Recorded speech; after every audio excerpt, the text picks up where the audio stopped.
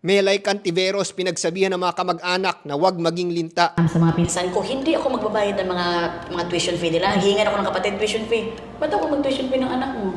Eh, anak mo yan. Tama naman yun. Bakit naman sa kanya hihiritin yung pang-aral ng kanyang mga anak? Alam mo, meron din akong karanasan sa mga ganyang kamag-anak eh. Hinihiritan kami ng kanilang mga pang-gimmick, pang-abroad, pang-lakwatsa, pang-kain. Kasi yung mga ganyan, pag nasanay sila o tingin nila na makakalibre sila sa'yo, susubok at susubok yung mga yan. Na hindi nila naintindihan yung sitwasyon ng bawat isang tao. Ngayon, kung gusto natin tulungan ng ating mga kamag-anak, turuan natin sila kung paano maghanap buhay na maayos. Ngayon naman, kung pag-aaral ng mga bata ang kailangan, meron naman mga scholarship tulad ng mga sa DOST. Kung gusto naman nila sa private school mag-aral, may mga foundation na nagsusponsor ng mga matatalinong bata. Ngayon naman, kung average lang ang kanilang mga grade, pwede naman sila sa pampublikong paaralan. Kaya dapat dagdagan ng gobyerno ang suporta sa bawat estudyante na nag-aaral. Dahil ang edukasyon ay karapatan ng bawat individual at ang edukasyon ang tunay na solusyon sa kahirapan. Para sa edukasyon, ako si Morgan Sai.